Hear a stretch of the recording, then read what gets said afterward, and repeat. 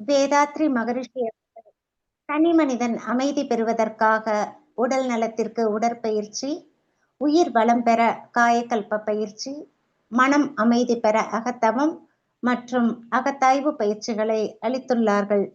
இத்தகைய சிறப்பான மனவளக்கலை எனும் வாழ்க்கை கல்வியை உலக சமுதாய சேவா சங்கம் ஸ்கை யோகா இணைய வழியே 12 நாட்கள் அடிப்படை பயிற்சியாகவும், அதனைத் தொடர்ந்து 4 மாதங்கள் சான்றிதழ் கல்வியாகவும் நம் இல்லம் தேடி வந்து அளித்து வருகிறது. இந்த சிறப்பான செய்தியினை நமது உறவுகளிடமும் நட்புகளிடமும் பகிர்ந்து அனைவரும் உடல் நலத்துடன் ஆரோக்கியமாக அமைதியாக வாழ நம்மால் ஆன சிறு உதவியினை செய்வோம். மகரிஷியின் கனவாம் உலக அமைதிக்கு நம்மால் இயன்ற சிறு தொண்டினை செய்து குருவின் கனவை நனவாக்குவோம். மேலும் விவரங்களுக்கு kundaliniyoga.edu.in இணையதளத்திற்கு செல்லவும். வாழ்க வளமுடன். தவத்தினை தொடர்ந்து உறவும் துறவும் என்ற தலைப்பில் சிந்தனை விருந்து வழங்க பேராசிரியர் அருள்நிதி குந்தவி அம்மா அவர்களை அன்புடன் அழைக்கின்றோம். வாழ்க வளமுடன் அம்மா. வாழ்க வளமுடன் அம்மா. வாழ்க வளமுடன். இன்றைக்கு நமக்கு மிகச்சிறந்த முறையில் சாந்தி தவத்தை வழி நடத்தி கொடுத்த ஆசிரியரை வாழ்த்தோம். இன்றைக்கு நமக்கு மிகச்சிறந்த முறையில் சாந்தி தவத்தை வழி நடத்திய பேராசிரியர் அருள்நிதி மஞ்சுபாய் அம்மா அவர்களும் அவர் தம் அன்பு குடும்பமும் அருட்பேராற்றல் கருணையினால் உடல்நலம், நீலாயு, நிறை செல்வம், உயர்ப்புகள், மெஞ்ஞானம் பெற்று ஓங்கி வாழ்க வளமுடன். வாழ்க வளம். நன்றிகள் அம்மா. வாழ்க வளமுடன். நன்றிங்க அம்மா. வாழ்க வளமுடன். வாழ்க வையகம், வாழ்க வையகம், வாழ்க வளமுடன். குரு வாழ்க, குருவே துணை. அனைவருக்கும் மாலை வணக்கங்களும் வாழ்த்துக்களும். நாம் இன்றைக்கு சிந்திக்க இருக்கும் தலைப்பு உறவும் துறவும். நம்முடைய மனவளக்கலைக்கு தகுந்த ஒரு சரியான ஒரு தலைப்பு உறவும் துறவும். சுவாமிஜி அப்படிதான் நமக்கு நம்முடைய குருவான இறைநிலையே குருவான அந்த சுவாமிஜி நமக்கு அப்படிதான் நமக்கு அந்த பயிற்சிகளை நமக்கு கொடுத்திருக்காங்க.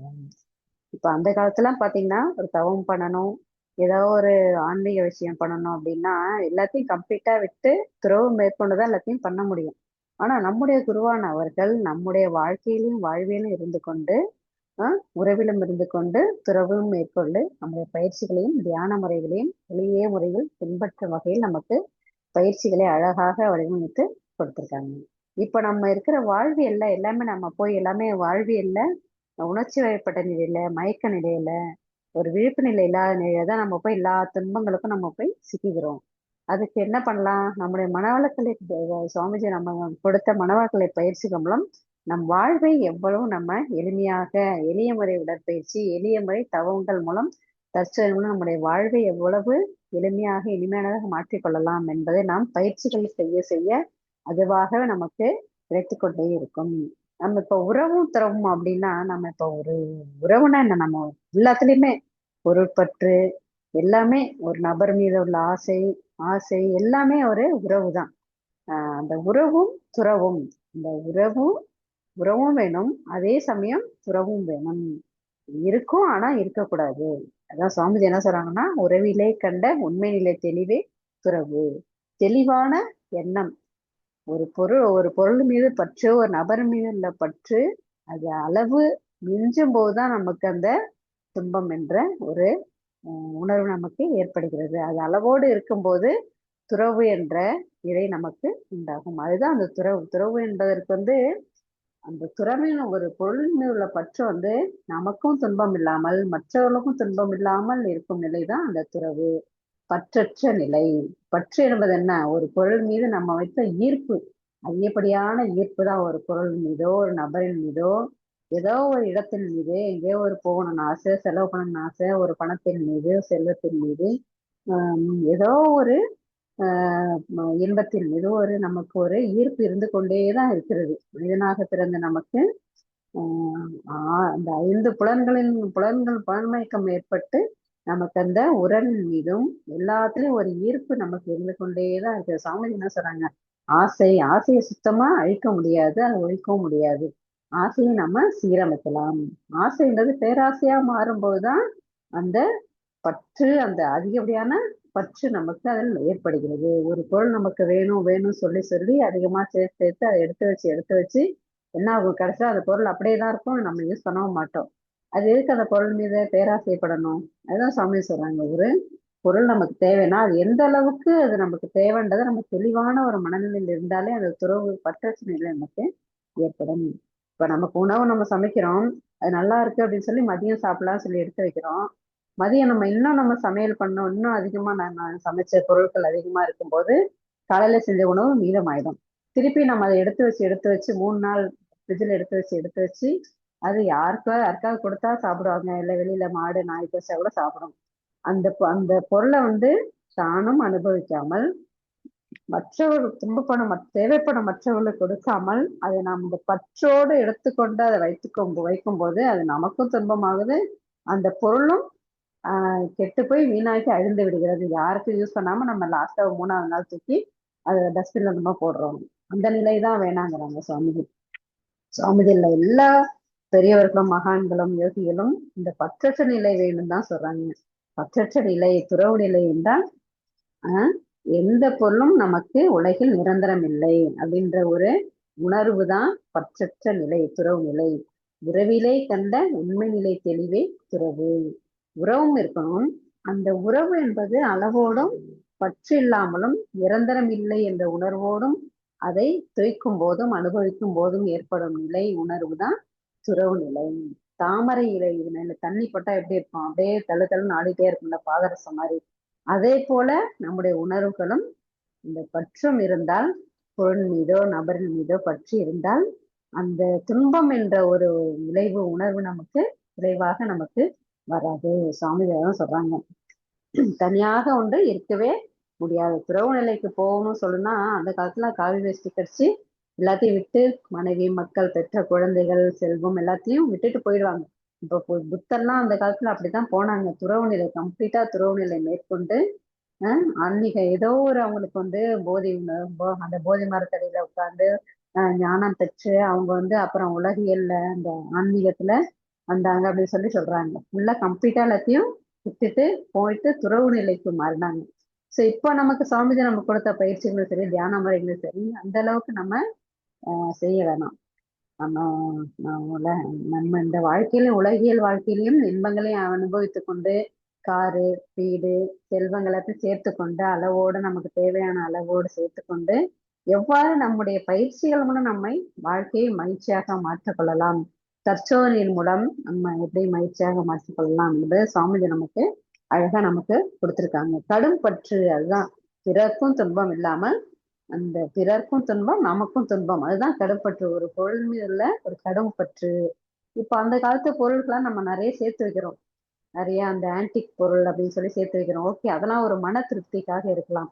அதையே நம்ம ஒரு பற்றா மாற்றிக்கொண்டால்தான் அது துன்பம் அதிகமாகுது. தேவையான இப்போ உள்ள ட்ரெண்டிங்ல எவ்வளவு பொருள் வந்துட்டே தான் இருந்தா விஞ்ஞான வளர்ச்சிக்கு ஏற்றவாறு ஒவ்வொரு மெஷின்ஸ் சரி மொபைல்ஸ் வண்டி காரு பைக் எல்லாமே ஒவ்வொரு அப் டு டேட் ஒரு நாள் டே டு டே லைஃப் நமக்கு ட்ரெண்ட்ல மாறிட்டே தான் இருக்கு.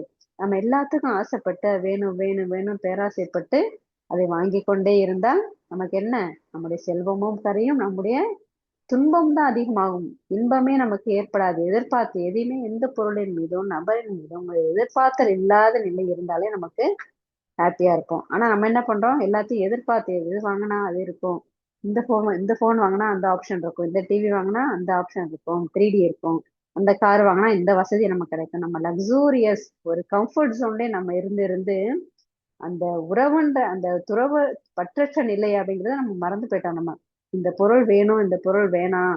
சுவாமிஜி என்ன சொல்றாங்க, அகத்தாய்வுல என்ன இன்ட்ரோஸ்பெக்ஷன்ல என்ன சொல்றாங்க, அகத்தாய்வு தற்சோதனை பண்ணணும். இந்த பொருள் இந்த டைம்ல நம்ம வாங்க முடியுமா, நமக்கு தேவையா, தேவைப்பட்டு வாங்கினா நமக்கு அந்த பணம் இருக்குதா, பண வசதி பொருள் வசதி இருக்குதா, அது எல்லாத்தையும் தற்சோதனை பண்ணி நம்ம அதை செய்ய செய்ய அந்த பற்று அந்த பொருள் மீது உள்ள பற்று நமக்கு போய்விடுன்றாங்க. ஒரு பொருள் வாங்கணும் நம்ம ஆசைப்படுறோம், சரி அதுக்குள்ள தற்சோதனை பண்றோம், இந்த பொருள் வேணுமான்னு சொல்லி வீட்டுல எல்லாம் சொல்றாங்க எல்லாருக்கும் தேவை அப்படின்னா நம்ம கஷ்டப்பட்டு அதை வாங்கிடுறோம். நமக்கு மட்டும் தேவை அது யாருக்கும் தேவையில்லை அப்படின்னா சரி கொஞ்ச நாள் தள்ளி போடலாம். அந்த பற்று அப்படிங்கிறது அந்த பொருள் மேல நமக்கு குறையும். நாளாக ஆக இந்த காலம் என்ற ஒன்று நம்மை மாற்றிவிடும். அந்த பற்று என்கிற நிலை நமக்கு கம்ப்ளீட்டா நமக்கு மாறிடும். நம்ம தற்சோதனையிலே இருந்துகிட்டே இருக்கணும். ஸோ ஒரு கிராண்டா ஒரு பொருள் வாங்கணும் அப்படின்ற ஒரு அவசியம் இல்லை. தேவைக்கேற்ப நம்முடைய பொருள் செல்வத்திற்கேற்ப, தேவைக்கேற்ப, அளவுக்கேற்ப, காலத்திற்கேற்ப அந்த பொருளை வாங்க அந்த பற்று நமக்கு குறைத்து கொண்டாலே, அதை பற்று இல்லாம இருக்க முடியாது. அதை நமக்கு தேவையா அப்படிங்கிற ஒரு இன்ட்ரோஸ்பெக்ஷன், ஒரு தற்சோதனை நம்ம மனசுல போட்டுட்டே இருக்கணும். அப்படி இருந்தா அந்த பொருள் மீது உறவும் ஒரு ஆசையும் இருக்கும். நமக்கு அது தேவைன்னா நம்ம கண்டிப்பா அதை வாங்கிடுவோம். இல்லைன்னா அது தற்சோதனை பண்ண பண்ண அந்த பொருள் மீது உள்ள பற்று நமக்கு, ஆமா போச்சு இந்த பொருளா, இது வேணாமே, நமக்கு நம்ம கிட்டதான் பைசா கம்மியா இருக்குது, இது இப்ப வாங்க முடியாது அப்படின்னு சொல்லி நம்மளே அந்த பொருளை வாங்காம விட்டுருவோம் நம்ம. ஸோ அந்த தற்சோதனையுடைய பவர் அது மாதிரி இந்த பொருளின் மீது உள்ள பற்று நமக்கு குறைஞ்சிரும். பொருட்பற்று, அதான் அந்த பற்றுன்னு சொல்லணும், பத்து போடுதல் சொல்றாங்களா. அப்பெல்லாம் ஏதோ ஒரு காயம் ஏற்பட்டா ஏதாவது ஒரு மருந்து செஞ்சு பற்று போடுறாங்களா, அது காயம் ஆற வார அந்த பற்று அப்படின்ற தோல் உறிஞ்சி உறிஞ்சி செல்கள் கொட்டிடும்ல, அதுதான் அந்த பத்து போயிடுதுன்னு சொல்றாங்களே. இந்த புண்ணு ஆற ஆற இந்த பத்து போயிடுது. அதே போலதான் நம்முடைய அந்த பொருளின் பற்றும் இந்த தற்சோதனை செய்ய செய்ய பொருட்பற்று, நபரின் பற்று, அந்த பொருட்கவர்ச்சி நமக்கு நீங்கிவிடும். அது நமக்கு வேணாம்னு நம்ம முடிவு பண்ண மாட்டோம். சரி நம்ம எப்படியாவது வாங்கணும், தேவைன்னா கண்டிப்பா நம்ம அதை வாங்கிடுவோம். அதுக்குதான் சுவாமிஜி தற்சோதனை வேணும் அப்படின்னு சொல்லி சொல்றாங்க. இப்போ கடன் வாங்குறது வேணாம்னு சொல்லி சொல்றாங்க. ஆனா இப்போ உள்ள காலகட்டத்துல பசங்க படிப்புக்கு, தொழில் வளர்ச்சி, தொழில் முன்னேற்றம், நம்முடைய இந்தியாவே அவ்வளவு கடன்ல இருக்குன்னு சொல்லி சொல்றாங்க. எல்லாமே என்ன, இந்திய பொருளாதாரம் வச்சு தொழில் வளர்ச்சிக்காக கடன் வாங்கி வச்சிருக்காங்க. ஸோ இந்தியாவே வாங்கணும்னு சொல்லி நம்மளும் கடன் வாங்கணும்னு சொல்லி ஒத்த கால நிற்காம, எந்த அளவுக்கு நம்மளால இருக்கிறத வைத்துக்கொண்டு நிறைமனத்தோடு நம்ம எந்த அளவுக்கு நம்ம இருக்க முடியுமோ இருந்துட்டு, தேவையானால் மட்டும் அந்த கடனை அடைக்கக்கூடிய 100 ரூபாய் வருமானம் இருந்தா நம்ம ஒரு 30 ரூபாய் 40 ரூபாய்க்கு தான் கடன் வாங்கணும். 150 ரூபாய்க்கு கடன் வாங்கினா அது அதிக கடன் சுமையா நமக்கு ஆகிடும். அந்த பற்றே நமக்கு துன்பமா, பெரிய ஒரு பேரிடியா நமக்கு அது வாழ்நாள் முழுக்க அந்த கடன் இழுத்துக்கொண்டே இருக்கும். ஒரு தடவை கடன் வாங்க ஆரம்பிச்சுன்னா அது கண்டினியூஸா வந்துட்டே தான் இருக்கும். அது கம்மியா கடன் வாங்குறது பழக்கம் இருந்தா நம்ம சீக்கிரமா அதை அடைச்சிருவோம். இப்போ கடன் இல்லாம இருந்தாலுமே நம்ம வர பணத்தை அப்படியே செலவழிச்சிடும். கடன் இருந்தாலும் ஒரு பொறுப்பு இருக்குன்னு சொல்லி சொல்லுவாங்க. ஸோ தாய் நல்லதுன்னு சொல்றாங்களா, அதே போல கடன் ஓகே, அது அதிகமாகாம பாத்துக்கணும். இப்போ பசங்க படிப்புக்கு, கல்விக்காக வாங்குறோம், மருத்துவத்துக்காக வாங்குறோம், அதெல்லாம் தேவையான உண்டு.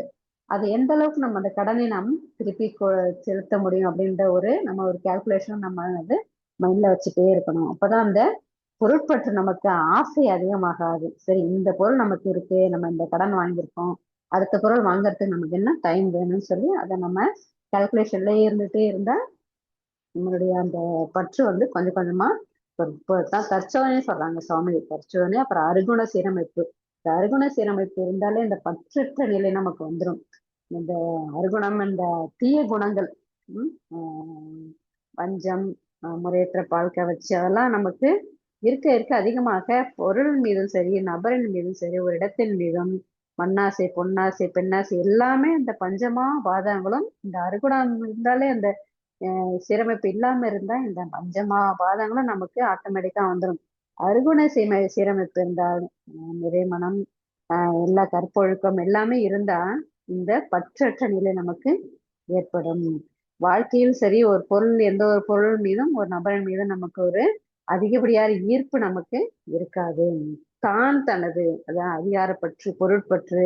அதிகாரப்பட்டுனா நான் தான் சொல்லுவேன், நான் தான் செய்வேன், என்னோட ஆர்டர் படி நீ செய்யணும், அந்த அதிகாரப்பற்றுலாம் இருக்க இருக்க தன்முனைப்பு, எல்லாத்தையும் காரணம் என்ன, தன்முனைப்பு. தான், நான் தான், நான் அப்படின்ற வார்த்தை வரும்.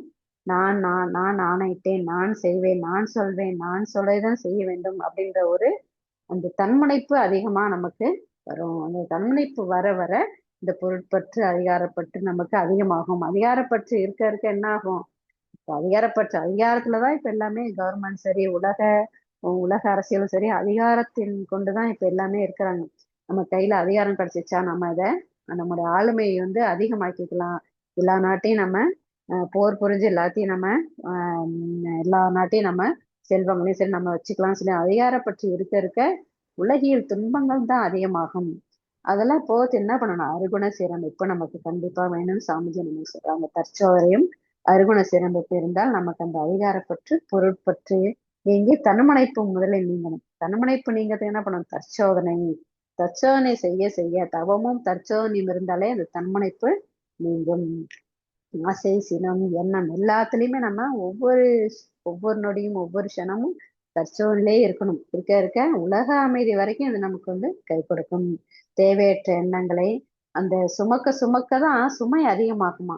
ஒரு நிகழ்ச்சி ஒரு நிகழ்வு நடந்துருச்சு அப்படின்னா அதை பத்தி நம்ம ஆசை போட்டுட்டே இருக்கோம். அதை சுமக்க சுமக்கதான் பற்று, அதாவது பற்று வைக்க வைக்க சுமை அதிகமாகிட்டே இருக்குமா. இப்போ ஒரு 5 கிலோ ஒரு அரிசியை நம்ம ஃபர்ஸ்ட் எடுக்கிறோம், தூக்கிட்டு போறோம். கொஞ்ச தூரம் அதை தூக்கிட்டு நடக்கிறது நமக்கு சுமை தெரியாது. அது போக போக பாத்தீங்கன்னா நம்ம 2 கையிலையும் மாத்தி மாத்தி நடக்கணும்ல. அதுதான் அந்த பற்று. அதிகப்படியே கடும் பற்றுன்னு சொல்றாங்களா, அதுதான். அதுக்கு என்ன மாற்று ஆப்ஷன், வேற என்ன பண்ணலாம் அப்படின்னு சொல்லி வேற ஏதாவது நம்ம ஆப்ஷன் அது மாத்திக்கணும். சரி 5 கிலோவா 2 கிலோ வாங்கிக்கலாம், சரி நான் அடுத்த நாள் 2 கிலோ வாங்கிக்கலாம் அப்படின்னு அது ஈஸியா எடுத்துக்கணும். ஒரு பொருள் நம்ம பற்றும் போதுதான் அது நம்ம கையை விட்டு போகுது. இப்ப போடுற ஒரு மண்ணையோ சரி ஒரு நீரையோ நம்ம கையால் அமுக்கும் போது என்ன, அது நம்ம விட்டு போயிடுது. ஒரு பொருளா இருந்தாலும் சரி ஒரு நபரா இருந்தாலும் சரி. ஒரு நபரின் மீது நம்முடைய அதிகாரத்தையும் நம்முடைய ஆணவத்தையும் கோபத்தையும் அவங்கள்ட்ட காட்டிட்டே இருக்க இருக்க என்ன ஆகும்? நம்ம மேல் அவங்களுக்கு வெறுப்பு தான் வரும். இதே அவங்கள கொஞ்சம் ஃப்ரீயா விட்டு பாருங்க, அவங்கள மன்னிச்சு பாருங்க, அவங்கள நேசிச்சு பாருங்க. ஒரு பற்றிட்ட ஒரு எதிர்பார்த்தல் இல்லாத ஒரு ஃப்ரெண்ட்ஷிப், ஒரு உணர்வோட இருந்தா அந்த நபர் நம்மையை நோக்கி வருவாங்க. அந்த பொருளும் சரி நமக்கு அது எளிதாக கிடைத்துவிடும். அதே மாதிரி ப்ரெஷர் அதிகமா போடும்போதுதான் அந்த பொருளும் சரி நமக்கு கிடைக்காம போயிடும். அந்த நபருக்கும் நம் மீது ஒரு வெறுப்பு ஏற்பட்டுக்கிட்டே இருக்கும். அதை அப்படியே ஃப்ரீயா விட்டுருங்களேன். ஒரு பற்று இல்லாத ஒரு எதிர்பார்த்தல் இல்லாத நிலை இருந்தாலே அந்த பொருளும் சரி நபரும் சரி நமக்கு ஈஸியா நமக்கு கிட்ட வந்துருவாங்க. அந்த ஆறிலிருந்து விடுபட வேண்டும். விடுபட்டாதான் அந்த பற்றற்ற நிலை தன்முனைப்பு நீங்கும். நிறைமனம். கம்பாரிசன் கம்பாரிசன் பக்கத்து வீட்டுக்காரங்க எதிர் வீட்டுக்காரங்க அவங்களுடைய பொருளையும் சரி அவங்களுடைய வீடையும் சரி அவங்களுடைய செல்வ வளத்தையும் சரி பார்த்து நம்ம அதான் பொறாமை, பொறுக்காம வர்றது அந்த உணர்வு தான் பொறாமை என்ற அந்த எண்ணம். அந்த பொறாமை விட்டு நிறைமனத்தோட நம்ம கிட்ட இருக்கிறத வச்சு நம்ம சந்தோஷமா இருந்தாலே பற்றில்லாத இது நமக்கு போதும், இன்னும் நமக்கு தேவையில்லை, அவங்க வச்சிருக்க பொருள் மாதிரி வேணாம், நமக்கு நம்முடைய 10 ரூபாய்க்கு நம்ம என்ன வாங்க முடியுமோ அது நம்ம வாங்கிட்டா போதும். அவங்க 100 ரூபாய்க்கு வாங்கியிருக்காங்க அப்படின்னா நம்முடைய வருமானம் 50 ரூபாய் தான். ஸோ அவங்க 100 ரூபாய்க்கு வாங்கினாங்க அப்படின்னு நம்ம கடன் வாங்கி வாங்க வேண்டாம். அதான் சுவாமி சொல்றாங்க, திட்டமிட்டு செயல்படணும். கடன் வாங்கி அதிக சுமை ஏற்படுத்தி கொள்ள வேண்டாம். கடன் அதிக சுமையான வாழ்நாள் முழுவதும் அதிக சுமை நமக்கு கொடுக்கக்கூடியது. 50 ரூபாய் வருமானம்னா நம்ம 100 ரூபாய்க்கு கடன் வாங்கக்கூடாது.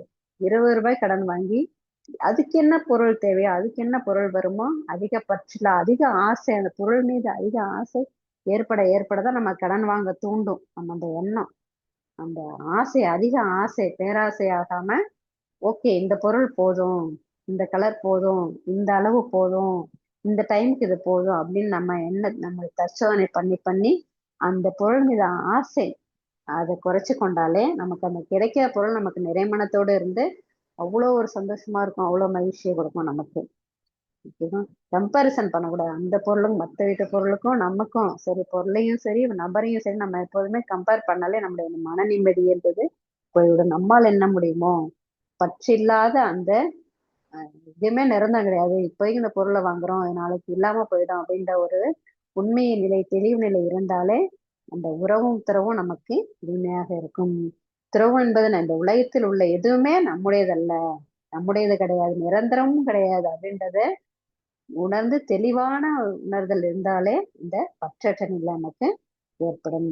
மகிழ்ச்சியாகவும் முழுமையாகவும் வாழலாம். எப்படின்னா மகிழ்ச்சியாகவும் வாழ, முழுமையாக என்ன, எல்லாமே பொருள் நமக்கு செல்வ வளம் முழுமையாக என்ன போதும் என்ற நிறைமனத்தோடு இருப்பதுதான் முழுமையான வாழ்வு.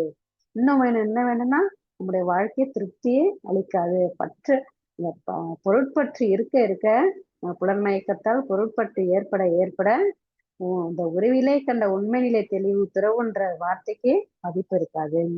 வாழ்வை மகிழ்ச்சியாகவும் முழுமையாகவும் வாழ அந்த பற்றற்ற நிலை, எதிர்பார்த்தல் இல்லாத நிலை இருந்தாலே நமக்கு இருக்கும். நிறைமனத்தோடு வாழ கற்றுக்கொண்டாலே நம்முடைய வாழ்க்கை மகிழ்ச்சியாகவும். ஒரு பொருளையோ நபரையோ நாம் எந்த அளவுக்கு தான், இந்த அளவுக்கு தான் நமக்கு ப்ரெஷர் கொடுக்கணும், இந்த அளவுக்கு தான் போடணும் அப்படின்னா அவ்வளவுதான்.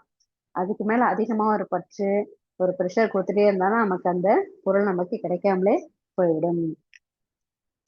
எதிர்பார்த்தல் மட்டுமே இருக்கவே கூடாது. அது ஒண்ணுதான், அந்த உறவிலும் சரி துறவிலும் சரி எதிர்பார்த்தல் மட்டும் இருக்காது. நேற்று இன்று நாளை எடுத்துக்கிட்டோம்னா, நேற்று என்ன நடந்ததோ, நேற்று அந்த கொண்ட அனுபவங்கள், நம்ம இப்படி எல்லாம் இருந்தது, நம்முடைய வாழ்வு எப்படி இருந்தது, சரி நமக்கு பெட்டரா இன்னைக்கு நமக்கு இருக்கு வாழ்க்கை அப்படின்னு சொல்லி நம்ம அதை நிறைய மனமா மாத்தி ஏற்றிருந்த வாழ்க்கை. அதான் நம்ம ஒரு 2 இயர்ஸ்க்கு முன்னாடி எப்படி இருந்தோம், நம்முடைய பொருளாதார நிலை எப்படி இருந்தது, நம்ம எந்த வீட்டுல இருந்தோம், நம்முடைய வாழ்க்கை தரம் எப்படி இருந்தது அப்படின்னு கம்பேர் பண்ணிட்டு, இந்த வருஷம் நம்ம இப்போ இந்த இந்த செகண்ட் நம்முடைய வாழ்க்கை எப்படி இருக்கு, நம்முடைய பொருளாதார நிலை எப்படி இருக்கு, நம்முடைய வேலை மற்றும் மற்ற எல்லாமே நம்ம கிட்ட உள்ள பொருளும் சரி எதா இருந்தாலுமே நம்ம இந்த அளவுக்கு நம்ம வாழ்க்கை தரம் உயர்ந்திருக்குன்னு நம்ம அதை தெரிஞ்சுக்கிட்டு, ஓகே இது போதும், இனிமே நாளைக்கு என்ன நமக்கு என்ன பெட்டரா செய்வோம் அப்படின்ற ஒரு சீரான ஒரு திட்டமிட்ட செயல்படுதல் நிலை இருந்தாலே நம்ம இந்த பற்றற்ற நிலை நமக்கு ஏற்படும். எந்த பொருள் நம்ம விட்டு போனாலும், எந்த ஒரு நம்ம விட்டு போனாலும் நமக்கு அது ஒரு துன்பம் இருக்காது. அந்த பற்றற்ற நிலை இருந்தாலே, சரி இந்த பொருள் நமக்கு லாஸ் ஆயிட்டா, சுவாமிஜிக்கு அப்படிதான் வாழ்க்கையில நடந்தது. அவருடைய செல்வம் எல்லாம் போயிட்டு இருந்தோம். அவர் அந்த மண் வீட்டுல இருந்தப்போ கூட சுவாமிஜி அப்பயும் அந்த பாடல்கள்லாம் எழுதிட்டு தான் இருந்திருக்காங்க. அவ்வளவு பாடல் எழுதியிருக்காங்க. அந்த டைம்ல தான் நிறைய பாடல் எழுதியிருக்காங்க. பயிற்சிகளை விடவே இல்லையே. திரும்ப திரும்ப முயன்று முயன்று அந்த என்ன அந்த போன பொருள் மீது பற்றில ஐயோ போயிட்டே அப்படின்னு சொல்லி இல்லாம, அடுத்து நம்ம நாளை என்ன செய்யணும், நேற்று இன்று நாளை, இந்த மூணுத்தையும் நம்ம செக்ரிகேட் பண்ண கத்துக்கிட்டாலே நம்முடைய அந்த வாழ்வியல்ல போய் சிக்கிக்காம, எதிர்பார்த்தல் இல்லாம நாளைக்கு நம்ம என்ன செய்யணும் திட்டமிட்டு செயல்புரிதல், தெளிவான சிந்தனை தற்சோனில் இருந்தாலே நாளை என்பது நமக்கு நன்மையாக இருக்கும். அதே போல நம்முடைய உடல் உறுப்புகள் எப்படி இருக்கு, நம்ம உடலை எடுத்துப்போமே, நம்ம உடல் என்ன, நம்ம எதிர்பார்த்துட்டா நம்ம ஏதாவது சாப்பாடு கொடுப்போம் அப்படின்னு எதிர்பார்த்துட்டா வேலையெல்லாம் செய்து அது பாருங்க ஒரு பற்று ஒவ்வொரு அதாவது தலை முதல் பாதம் வரை எல்லாமே இன்டர்லிங்கோட கலெக்ட் ஆனது. பட் ஆனா உறவோட இருக்கு, ஆனா துறவு நிலையோட இருக்கு. நம்ம அதை சிந்திச்சு பார்த்தோம்னா ஒரு பெரிய ஒரு மாயாஜாலம் தான் நம்முடைய உடல் செயல்பாடுகள் எல்லாமே. ரத்த ஓட்டம் தனியா ஓடுது, இதய துடிப்பு தனியா இருக்குது, நம்ம சுவாசம் தனியா இருக்குது, சுவாசம் காற்று நெருப்பு எல்லாமே உடம்போட இன்டர்லிங்கோட இருக்குது. ஆனா எதுவுமே ஒரு என்ன சொல்றது, எதையும் எதிர்பார்த்து இல்லாம அதுதான் ஆட்டோமேட்டிக்கா அதோட வேலையை பார்க்குது பாருங்க. அதுதான் பற்றற்ற நிலை, உறவிலே கண்ட உண்மை நிலை. அதுதாங்க நம்மளுடைய உடல் செயல்பாடுன்னு நம்ம தெரிஞ்சுக்கலாம். அது யோசனை, அது பெரிய மேஜிக் தான்.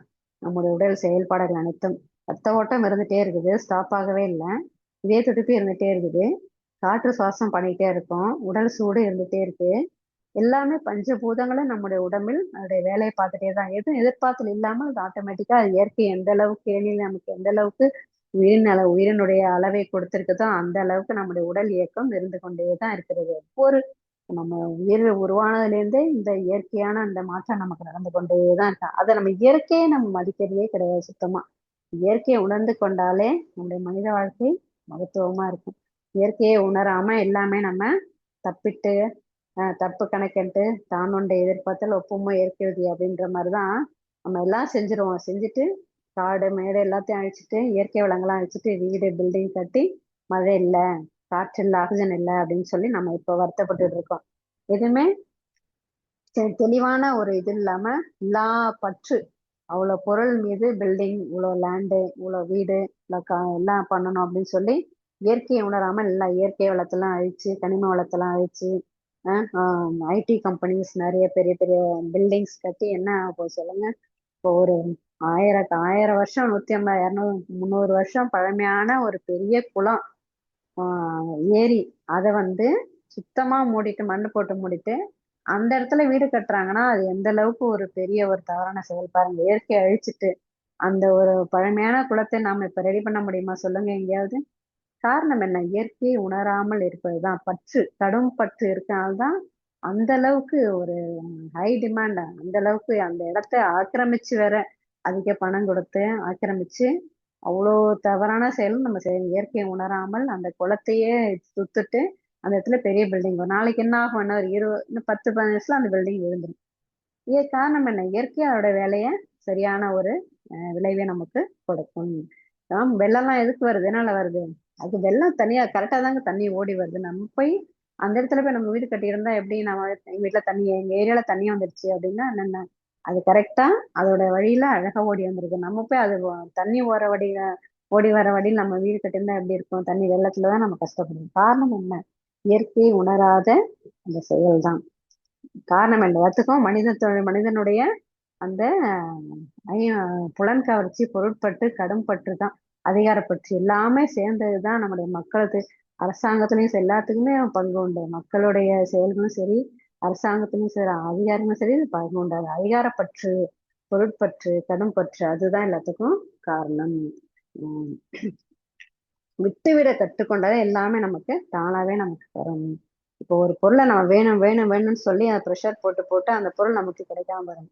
சரி போ, ஓகே வரப்படி வரட்டும்னு சொல்லி விட்டுட்டா இயற்கை தானாகவே நம்ம அதை கொண்டு வந்து நமக்கு கையில சேர்த்துறோம். காரணம் அந்த பற்றற்ற நிலை. பற்றற்ற நிலை இருக்கும்போது என்ன, நமக்கு தானாகவே இயற்கையே நமக்கு வந்து உதவி செய்யும். மழை வந்து தானா பொழியும். இப்ப மழை இல்லாத காரணம் என்ன?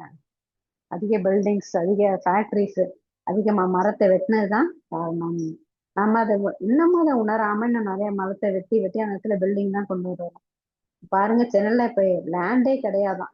சென்னையிலயும் சரி, இங்கேயும் சரி, பெங்களூர் வந்து இவ்வளவு குளிர்ச்சியான இடம் இப்போ வந்து ஹீட் ஆயிடுச்சு. காரணம் என்ன? Buildings, IT sectors, IT corridors நிறைய வந்துருச்சு. கம்ப்யூட்டர்ஸ், ஏசி, விஞ்ஞான வளர்ச்சி எந்த அளவுக்கு ஒரு இயற்கையை மாற்றிருக்கு பாருங்க. எல்லாம் இயற்கையிலேருந்து வந்ததுதான். ஆனா இயற்கைக்கு எதிராக செயல்படும் போது இயற்கையை நம்ம கைவிட்டுருது. மழை இல்லாத, தண்ணி கஷ்டம், உணவு கஷ்டம். இன்னும் ஒரு 10 வருஷத்துக்கு அரிசியோட விலை 1000 ரூபாய் 2000 ரூபாய் இருக்குன்றாங்க. அதை தாண்டி இருக்குன்றாங்க. காரணம் என்ன? விவசாயம் கிடையாது. விவசாய லேண்ட்லாம் என்ன, ஊர்ல விவசாய நிலம்லாம் பிளாட் போட்டாங்க. அப்புறம் எப்படி நம்ம உணவு கிடைக்கும்? விவசாயம் நடந்தாதான் நமக்கு உணவு கிடைக்கும். அப்புறம் எப்படி கிடைக்கும்? கடும் பற்று. அதுக்கு காரணம் என்ன? கடும் பற்று. எல்லாம் வேணும் வேணும்னு சொல்லி பேராசைப்படும். நிறைய மனம் இல்லாமல் பேராசைப்பட்டு கொண்டே எல்லா பொருளையும் வாங்கி வாங்கி இதுதான் பண்றது.